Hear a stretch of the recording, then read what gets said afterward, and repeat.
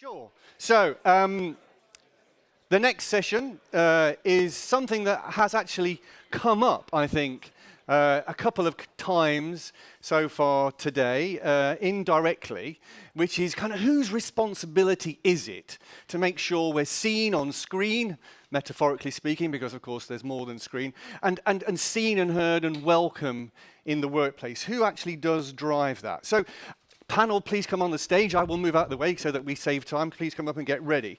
I'm sure I am preaching to the converted when we say that there are so many people in our organizations that perhaps could take responsibility for inclusion. But having said that, it's never always easy to get it right, do it well, do it authentically.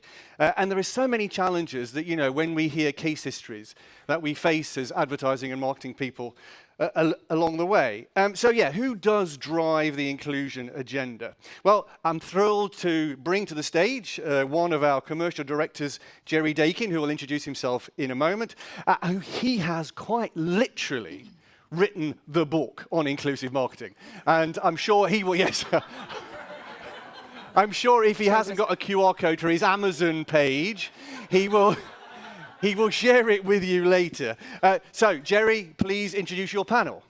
Thank you, Mark, for doing the plug for me so I don't have to. But yes, it's a really good topic. And I think when you think about what Outvertising is here to do, a massive part of what we're here to do is to support LGBTQ plus people working in the industry. But as many of the panels have hinted at, we're also really here to advocate for the impact we can have as brands, as marketers, as creatives in the world around us. And that's what we're here to talk about. And I think we're here to talk quite practically about that. I kind of hope we're in a room of people who believe that's a good thing and it's a good idea. We're not going to spend a lot of time. I think some of the previous speakers have made a really good case for why this is super important, super relevant. We're going to talk a bit more about how we do it. And ultimately, who in our kind of crazy ecosystem of things is responsible for that. And so we have a great panel. Myself, as well as being the advertising co-commercial director, I work at Beam Suntory. It's an alcohol company. We do also own Lucozade, which I learned earlier today is very popular with the community. So fantastic news for sales, I'm sure. We've got representing kind of more of a creative side. We've got Natasher, Tash, who's at Tank Worldwide. We've got Caroline, who's representing more of a media owner side from Clear Channel. We've got Asad, who's representing a bit more of a kind of, can we say neutral, a sort of D&I specialist, third-party consultant. And we've got Isabel, who's also representing the brand side. And I might start with you, Izzy, and just say quite quickly, why is this topic so important to you? Why does representation matter? And why is this such a key discussion? Yeah, so hello, everyone. Isabel Massey from Diageo. And I think I'm feeling quite big picture today. I was thinking about this question as I was walking over. I was strolling through the streets of London, quite fast to get here. I was like, God, for me, there's two things at the moment that really are on my mind day in, day out, and that's the economy, what's going on with the economy, and it's what's going on with the planet. And then when I think about the question about why does representation and inclusion matter, I'm like, God, if we do not get to great inclusive marketing, our economy is going down the toilet. Marketing is so important to our economy, and we really need to make sure we get to great marketing every single time, and it really matters at the moment. So inclusion in marketing, very important.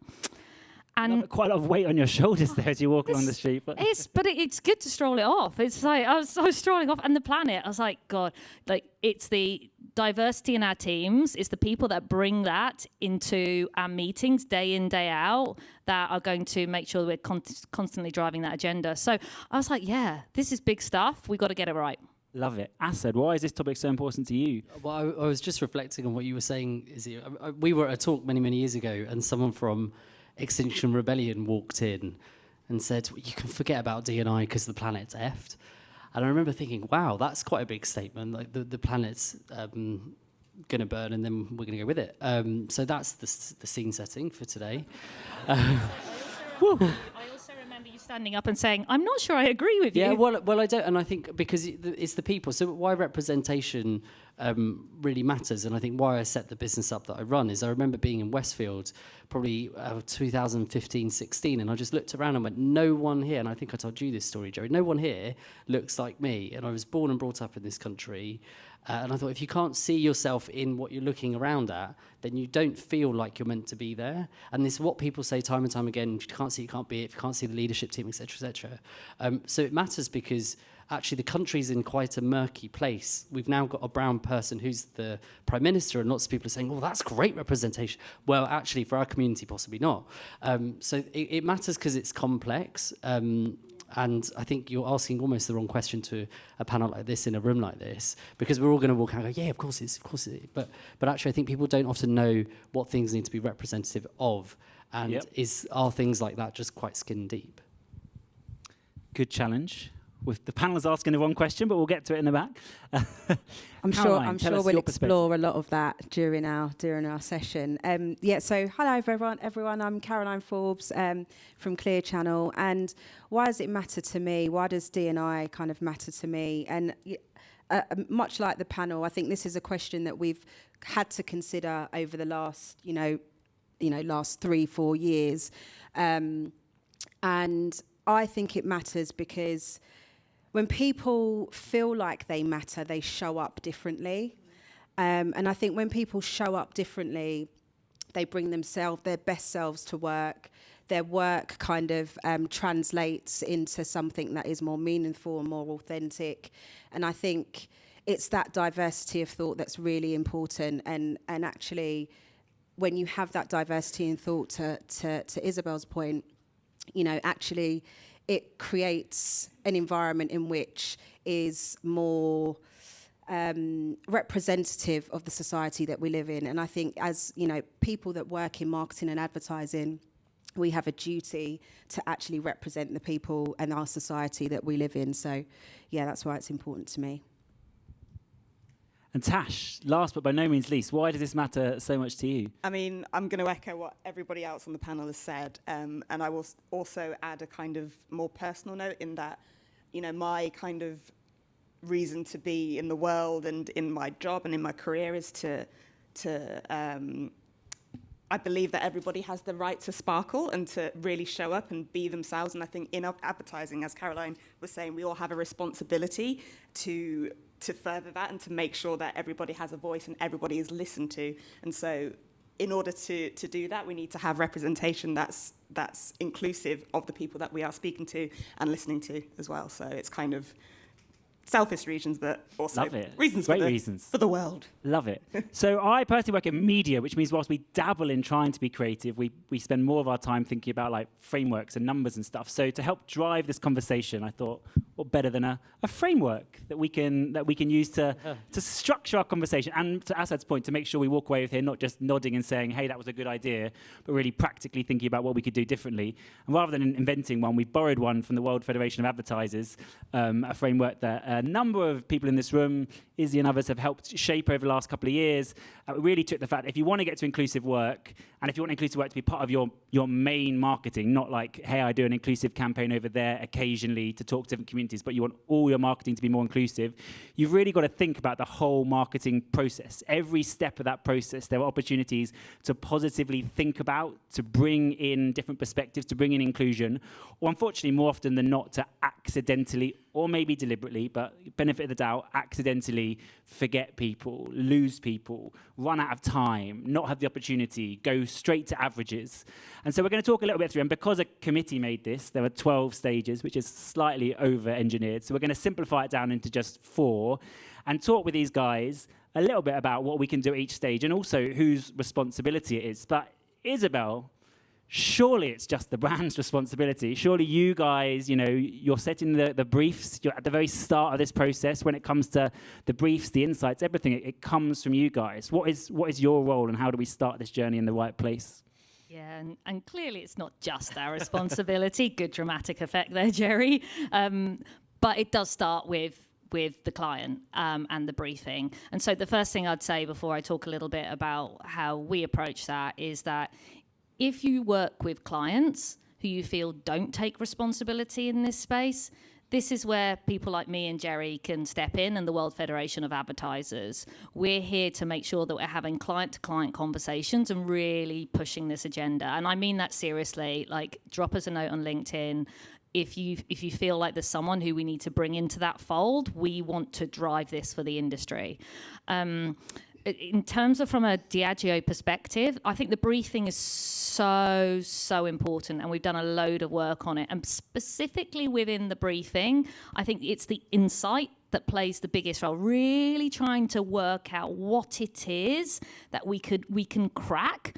And I'll give you a recent example of this. Was for a brand that, how many of you know the brand J&B or Hotebe, which is a whiskey brand? It's huge in Spain. It's one of the largest in Spain. Anyone? Yes, thank you. Spanish contingents in the room in particular. And it's a brand that it's so important for us to make sure that we're doing marketing right because of the fact it has such a large market share. So it's a leader. And so for us, a good few years ago, we said, well, what would it take to be the most inclusive brand in Spain? What would that really, really take? And we did some good campaigns in this space, but we didn't really hone in on an insight.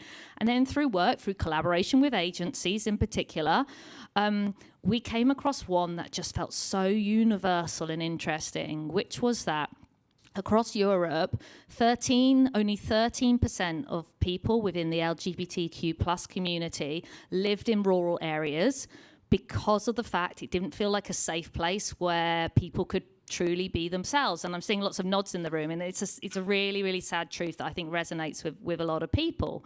And so we said, well, yeah, so it's all very well that we've got Pride happening in Madrid, but that doesn't influence the opinions of people living out in the rural areas and really change minds. So there was actually a term that we created about it, not exile, sexile, sexilio, which meant that people literally had to move away from their rural areas to the city. Because of the fact they didn't feel comfortable. So we took Pride and we made a huge float, and we took that round to all the tiny little villages around Spain and celebrated Pride just as big. And it hit news, mainstream news. It got covered a lot. But the place I'm most proud of that it got covered was in the Spanish Parliament, where sexilio was talked about as a term, and that's just the start.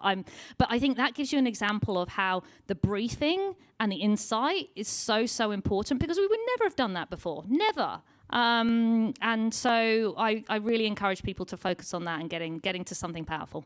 I love it. At the end of a campaign, you get one of those just ridiculous KPIs, like spoken about in Parliament. It's quite a high bar to set. Asad, you sit alongside lots of different companies, helping them on this journey, helping them to do this. How, for companies who haven't been able to be more inclusive in insights, where do they start? How do they start bringing that in? Or maybe even for agencies that aren't getting inclusive briefs, what's your advice for them to challenge their clients to push for that? So I think, Isabel, you talked about what's going on in the economy. So over the last 3 years, what we've seen is people have moved beyond the moral imperative for inclusion. It's a good thing to do. We should all be good people. Like, we've got past that. It's, okay, there's possibly a business case, but then you're hearing people say, well, I'm not a business case. Someone in the last script said, I'm not a resource. So you've got to move beyond that and say, well, why are we doing it? And the business challenges that people are stuck with is, how do I grow my business at a time where people could be spending less or having less income? Or how do I retain great people, attract great people into my business? And what often happens is people say, well, we need to be more diverse. And you go, well, what do you mean by diverse? And oftentimes people will say, well, diverse. You say, okay, well, what do you mean by that? And we go forward, we do a lot of back and forth on that. And then eventually it'll be, well, we want to attract more black and brown people, or we want to increase accessibility in people who are in wheelchairs, and getting really specific about what we mean and who are we trying to either attract into our workforce and keep there, or sell to. So actually that is a business case of who can we sell this whiskey to, and how can we get a halo effect around our brand? And I think it's getting really specific. When we go into brands, often, yes, they're a bit further ahead than agencies because they're closer to the business challenge of what they're trying to get to, and you'll know that, Jerry. But the reality is the conversation that then happens gets really stilted because it's really hard to talk about some of this stuff.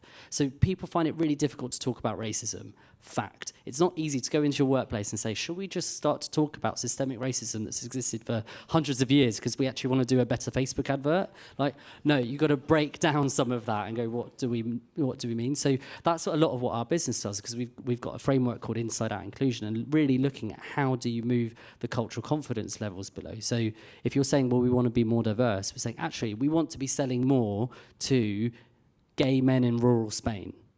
That is a conversation that if a brand and agency can have together, they can create a better campaign. Whereas if they're all skirting around going, we're all a bit more diverse, then nothing really moves. I love how both those answers move us beyond being generic. Because if you're just like, I want to be generically kind of more inclusive to everyone, it's tough to get anywhere. It's when you get those interesting insights, interesting stories, you actually move on. Speaking of moving on, the clock ticks down aggressively against us. So we're gonna jump on to the next phase. So you've got a brief, you've got some insights. Hopefully you've managed to land on some inclusive thoughts, or at least put out in your brief that you're open to and interested in them. And then comes the actual the ideation that you're pulling a team together, a creative team, whatever is needed to solve this.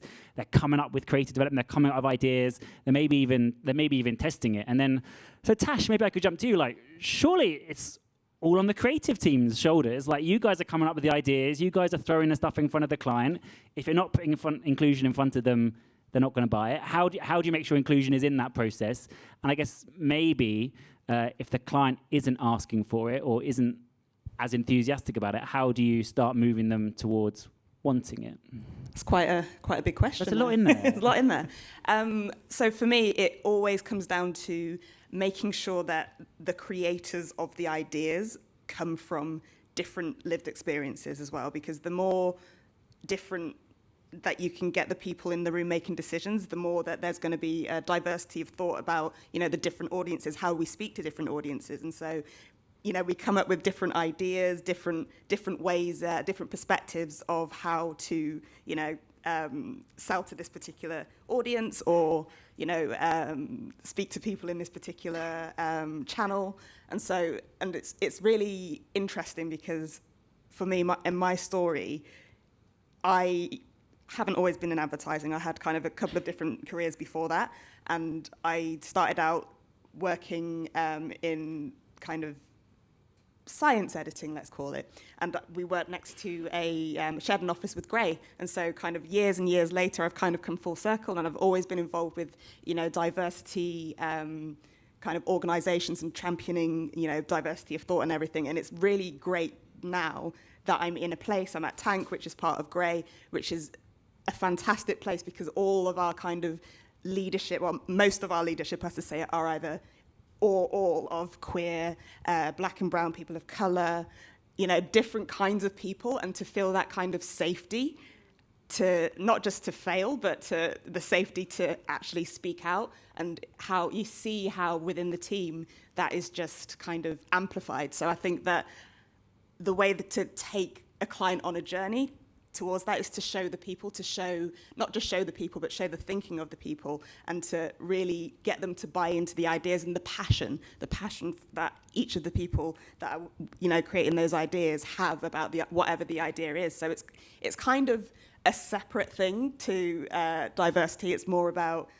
channeling your diversity of thought, whether that's LGBTQ+ or race or culture, channeling that passion and then using that to sell the idea in, and then already you're kind of, subtly selling in D&I and take them on the journey, 100% agree. And I think that there's something incredibly powerful. And, in some ways you can get rid of this whole framework if you get those diverse perspectives, and if you allow those perspectives to be heard and listened to. But that isn't always easy. Is it, Caroline? So I think, from whatever process we're working on, whether it's an agency side, whether it's media owner side, responding to briefs, etc., we know that having diverse talent gets us to better results, but we don't naturally have that. What more can we do as industry to encourage that talent, to get it into the industry, or to make sure it's listened to when we have it? It's really difficult, and I think I'm speaking to a room that probably can kind of has got a lot of empathy and can sympathise with how difficult that is. Usually, and more often we're the only ones in the room, and I say I speak to you as the queer community, and I speak about myself as a black woman, and I can only kind of talk from the experience that I've had, and working in a company that is majority white, and championing issues around kind of race, and where you get that support from in terms of allyship is incredibly important.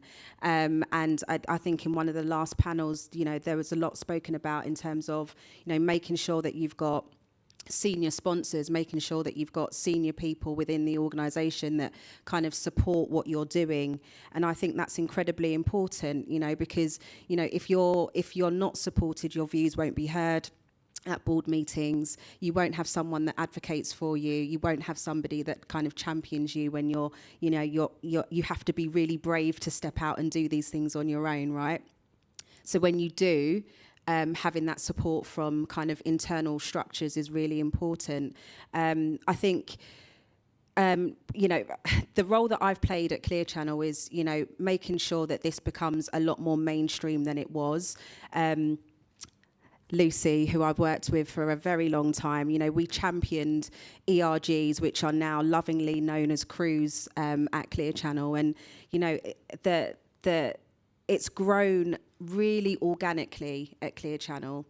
And I think, whilst that was difficult, for me to get my head around at the beginning, I think it has been the right process, because what that's meant is, we've got 5-6 different crews, and we've got people running those crews, crew captains that have the lived experience, that can speak to the experience of, whatever's going on for them.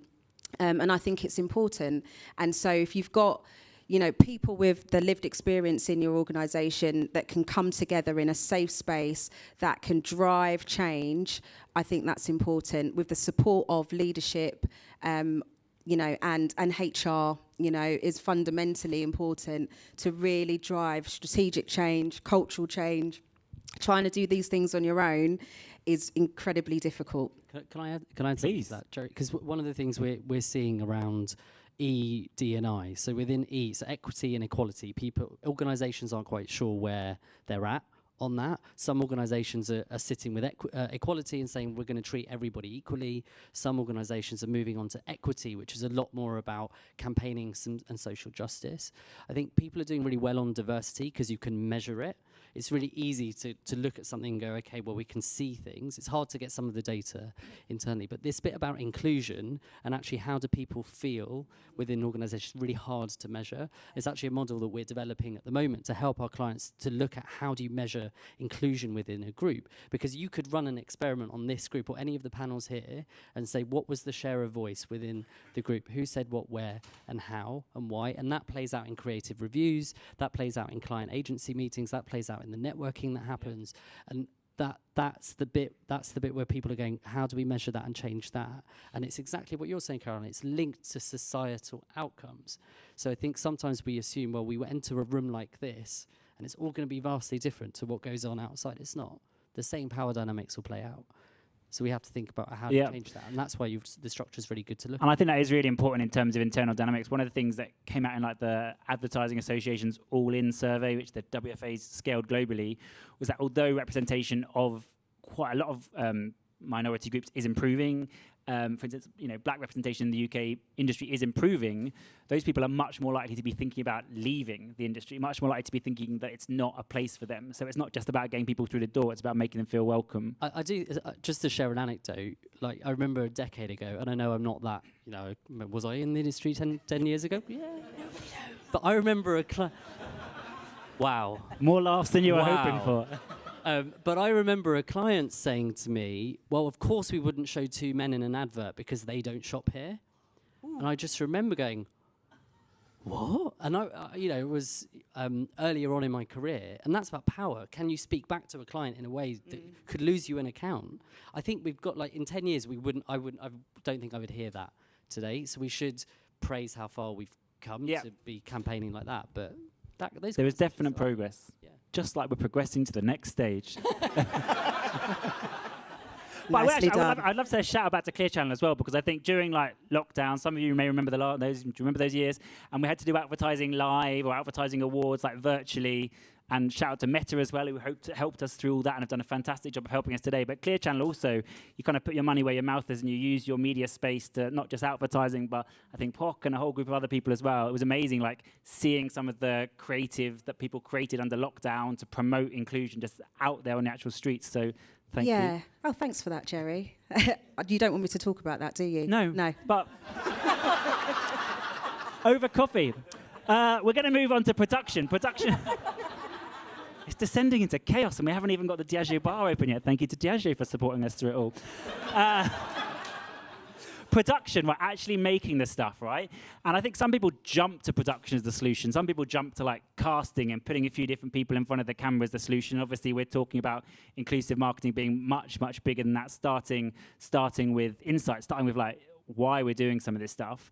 But Tasha, from a creative agency perspective, production is still a really important time where if you want to be more inclusive, we've got to make that process more inclusive.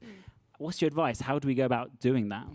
I think it actually starts way before production, to be fair. It starts at that briefing process. It starts when you're starting to think about the different stories that you're trying to tell. And again, if you've got a room full of creators who are from different lived experiences, then those stories are going to be more authentic to what their experience is. And so when you then eventually get to your production, you've already set the groundwork for making sure that, the people that you're casting or the characters that you're trying to show visually are true to the story that you've kind of written as part of the brief. So I think it's, as long as you're thinking about it, it's not an afterthought. It's not, the visuals on this look a bit like, white or too heteronormative or whatever.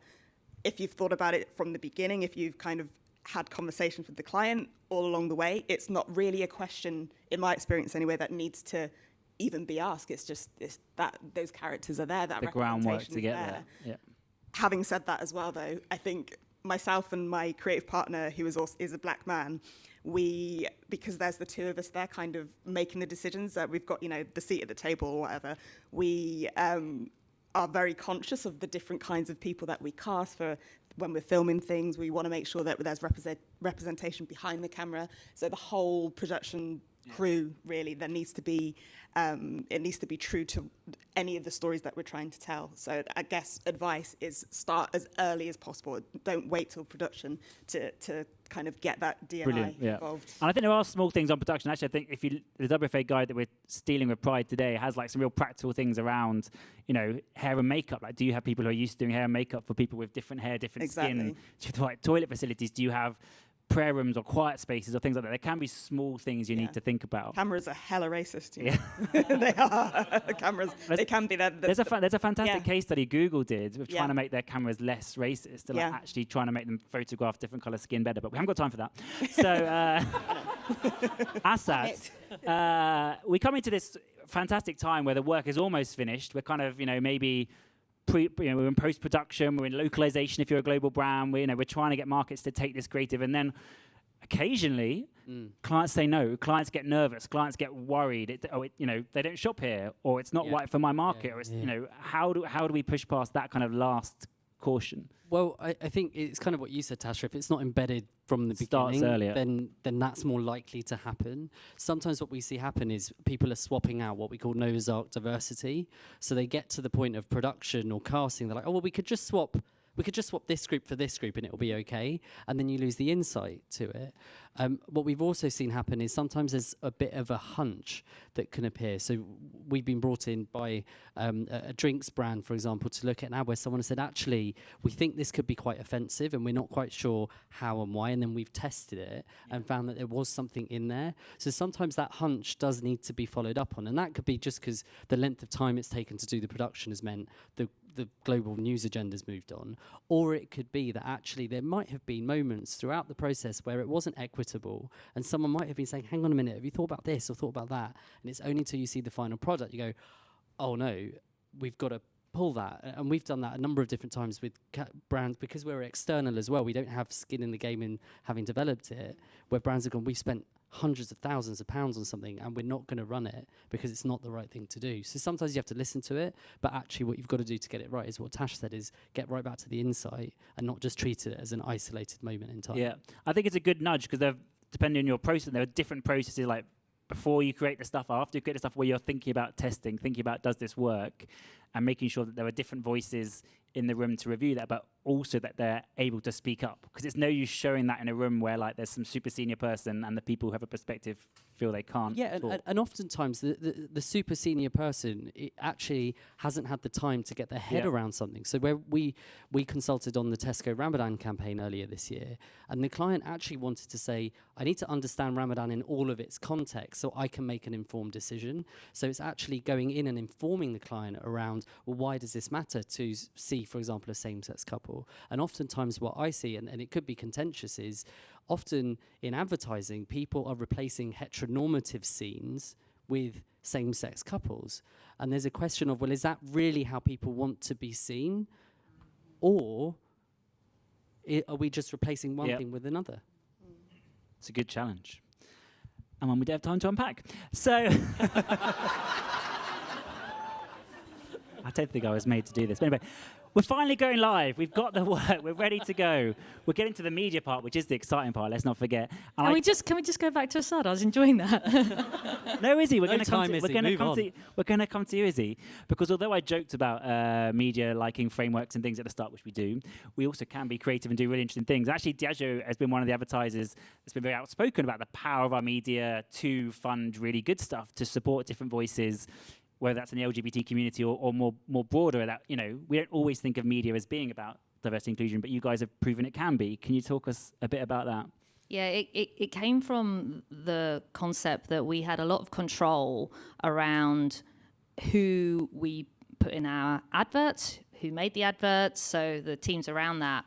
But actually then when they were showing up in media, the publishers, the platforms weren't at that same level of diversity and inclusion. And we said, but we spend quite a lot of money, as do all the advertisers in this space. So we need to be more pushy around the environments that we're placing our ads.